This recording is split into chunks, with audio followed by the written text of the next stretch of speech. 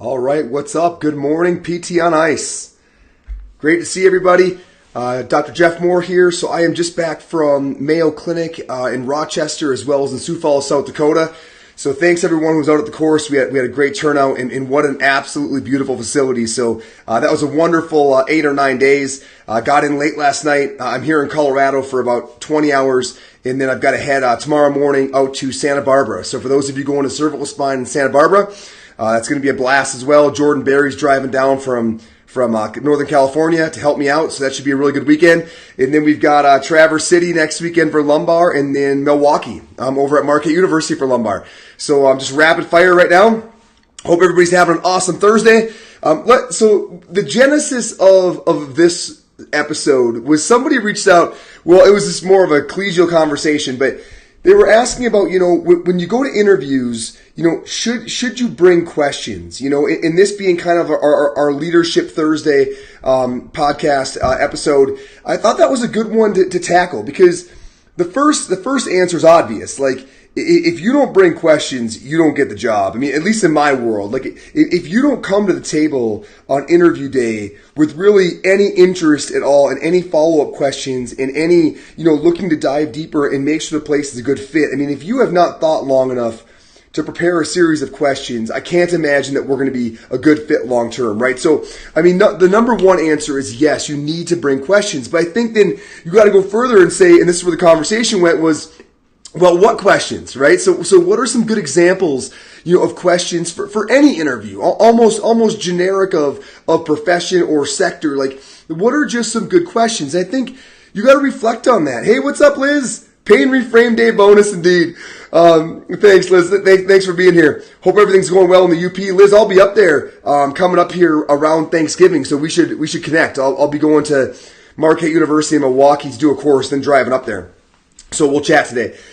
So what can you get out of this, right? Like, this is an opportunity. Like, I wouldn't look at this as an obligation. Like, man, I've got to build some questions. I would look at it as this is a chance, to have an interaction that is beneficial, multifactorial. So what are you looking to do when you ask these questions? And what I mean by ask them is, either the interviewee will oftentimes start off with, or the interviewer will oftentimes start off with, do you have any questions? Or it's going to show up on the back end, right? So you're going to have the interview and kind of go through the fundamentals and then, what questions do you have for me? And at that point, these questions can both portray you in a very positive light, right? As well as give you some really key insight into the company if you can ask the right things at the right time, right? So if you're willing to kind of actually think about what your intent and purpose is beyond simply information collection, I think that you can get more value than just that. So let me give you a few examples and then maybe we'll have some back and forth in the Facebook group and kind of see where it goes. But as an interviewee, some questions that I love to hear from folks who I'm interviewing and we're talking about a possible future together. Like, number one is, how are we going to measure my performance and my contribution? Right?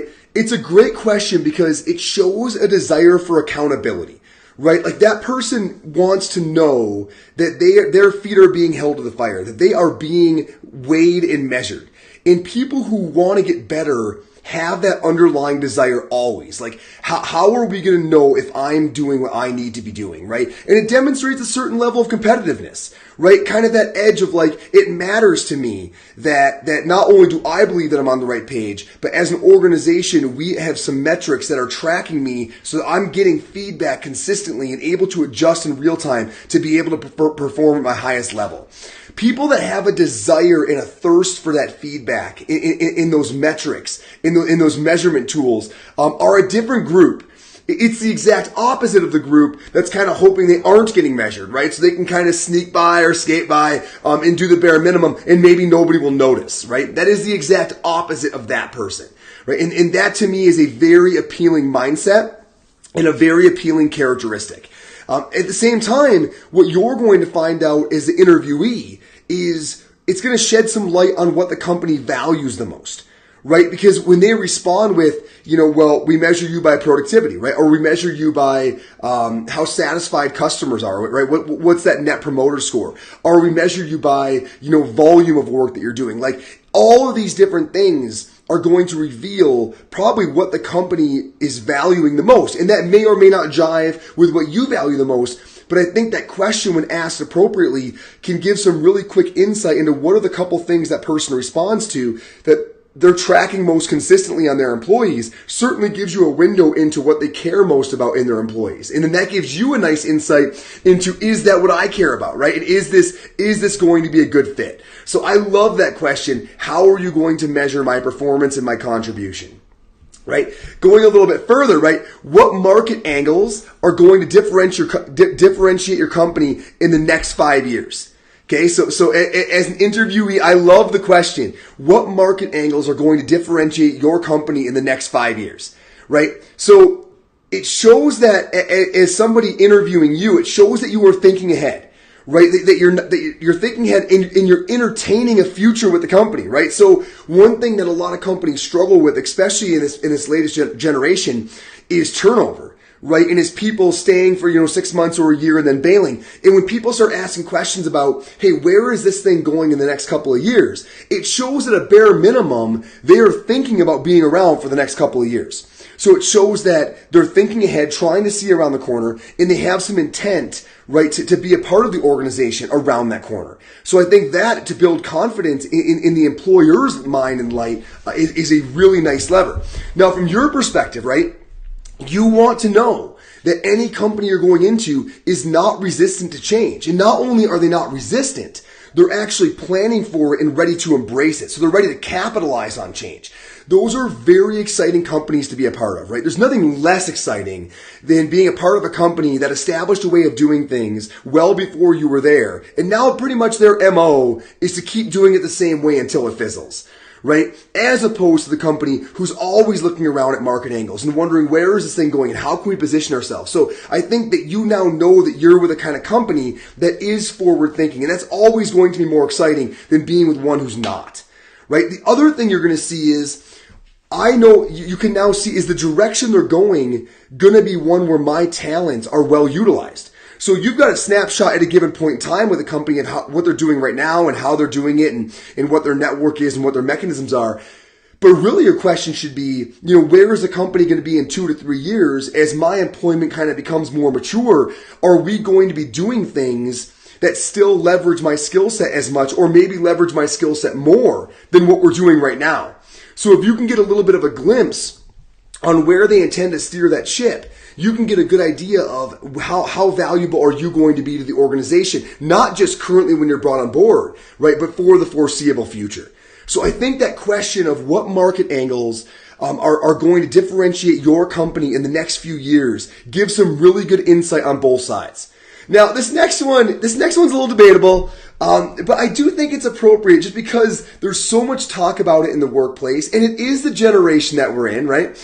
And so I think it's appropriate to ask, what are the biggest challenges and opportunities that you see with millennials entering the workforce, right?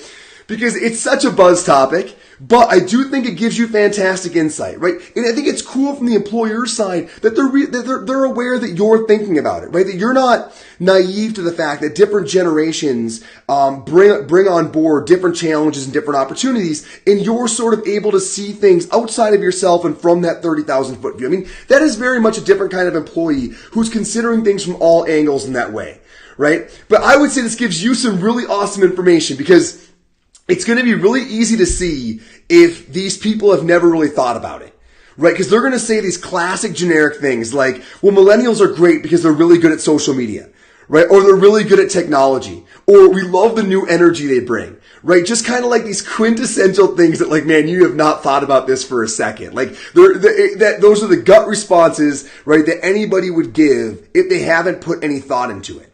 Right? Now you can contrast that, right, to someone who has thought about it, who's going to say something maybe like, the thing about millennials is they don't settle, right? They don't settle. They're always agitated to make things a little better. And while that can be a challenge, right, like from a retention standpoint, because part of that not settling is it makes them always kind of want to move around, right, and look for the next best opportunity. But from a management standpoint, from our perspective, first of all, that forces us to raise the bar. Like, if we're going to retain them, we have to always be elevating our game so we are always the next best place every month, right? Every month they recommit that, man, I am looking around, but these folks are simply doing it at a higher level and their future is more exciting. So it causes us to not get stagnant, causes us to raise the bar. And that type of never settling can lead to refinement in our product and our patient care at an extremely high level, because it's that mentality of this could probably be a little better that tends to make things a little better, right? So that kind of an answer, right, from someone that you're inquiring on, what are the challenges, what are the barriers of hiring this next generation of people? That kind of answer just shows that you really do have leadership that is thoughtful, right? People that have actually taken moments to sit back and reflect and wonder about these questions, because that really is their job, is bringing on new folks. And if they're sincere about that, and it matters to both that they as a company get a big bump when someone comes on, and they're creating an amazing opportunity for an individual who they are onboarding. If they've really given that deep thought, they're going to have a very different kind of answer to these questions. So for what it's worth, you need to bring questions.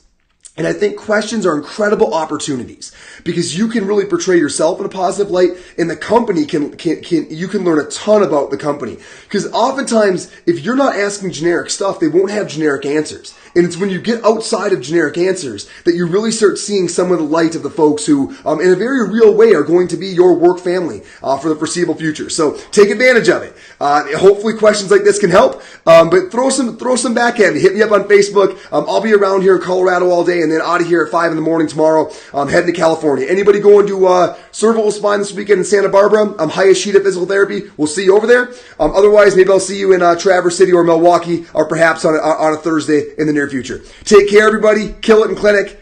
Have an awesome Thursday.